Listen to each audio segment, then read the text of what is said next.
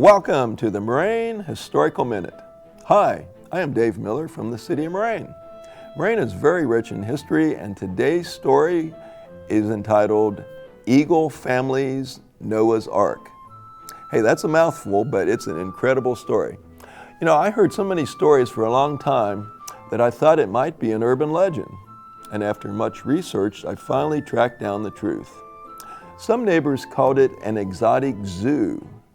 Some other neighbors and locals who had never visited spread rumors that tigers and other wild beasts were caged there. Others said there was a witch that lived in the woods with all the beasts, and no one should enter the woods. Well, here's the true story. The Dayton Daily News, in a 1963 article, called it a private kingdom and a private world, and wrote, if the Eagle family ever moved, it would take a second Noah's Ark to move everything.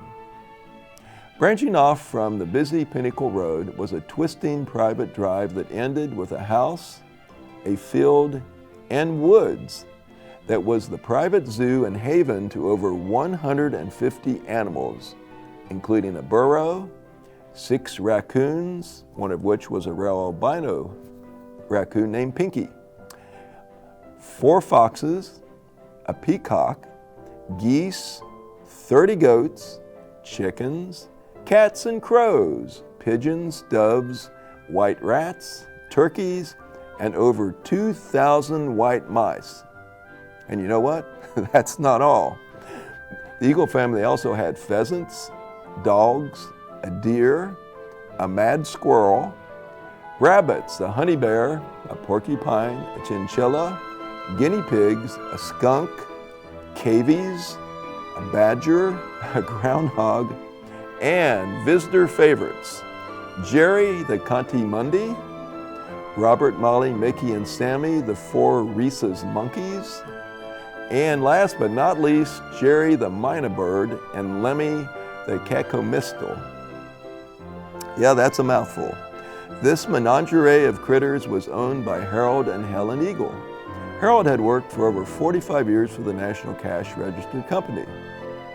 And Mr. Eagle spent most of his retirement money on providing over 50 trays of food per day to feed all of these animals.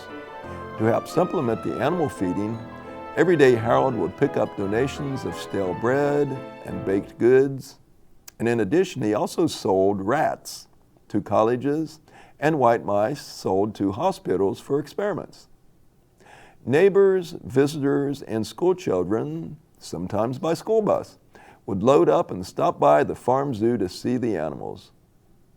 Very popular in 1963 and 1964 was a mother goat named Shelley, who gave birth to quintuplets, 5 baby goats, which was a very, very rare occurrence. City of employee Barry Webb remembers as a 6-year-old accompanying his grandfather, Major Webb, who owned Webb's Market in Miami Shores, and delivering groceries to Mrs. Eagle. Now, Mrs. Eagle was very reclusive. She had long fingernails and always wore a robe.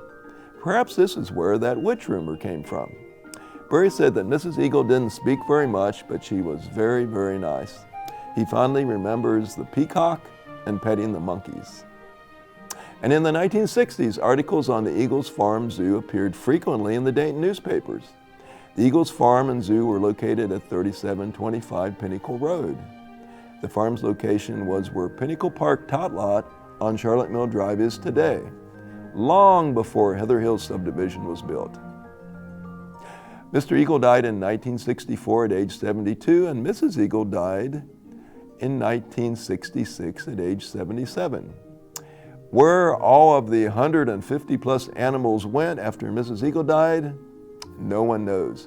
But the memories of their private zoo, their love for animals, and the folklore lives on. That was a nostalgic look back at the Eagle family's Noah's Ark. I'm Dave Miller, and thanks for tuning in to this edition of Moraine Historical Minute.